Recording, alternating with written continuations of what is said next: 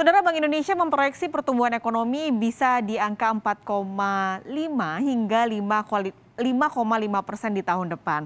Hal tersebut disampaikan Gubernur Bank Indonesia Peri Warjio dalam pertemuan tahunan Bank Indonesia 2021.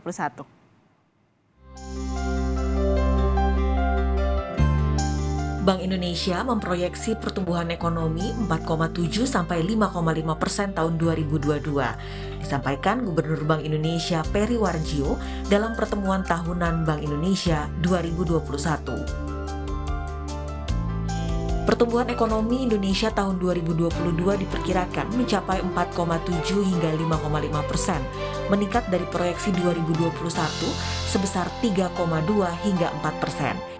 Didorong oleh berlanjutnya perbaikan ekonomi global yang berdampak pada kinerja ekspor, meningkatnya permintaan domestik dari kenaikan konsumsi dan investasi, serta didukung oleh program vaksinasi, pembukaan sektor ekonomi, dan stimulus kebijakan. Respon bauran kebijakan BI yang bersinergi dengan kebijakan ekonomi nasional akan terus mengawal perekonomian pada tahun 2022. Inflasi diproyeksi rendah dan terkendali pada sasaran 3 ± 1% pada tahun 2022. Defisit transaksi berjalan rendah pada kisaran 1,1 hingga 1,9% dari PDB.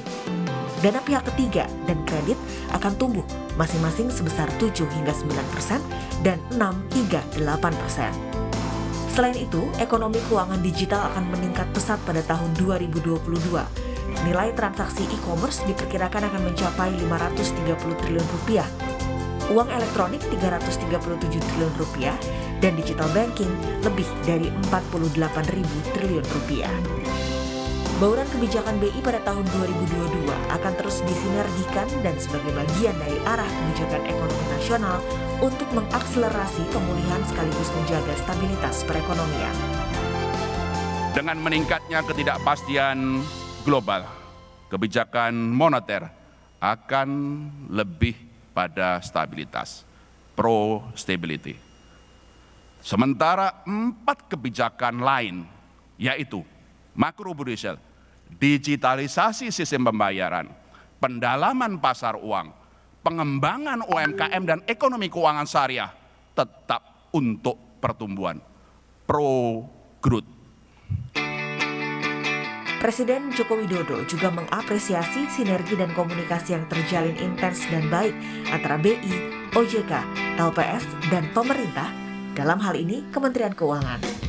Hal ini adalah kunci dalam mengelola dampak varian Delta COVID-19 terhadap perekonomian nasional 2021.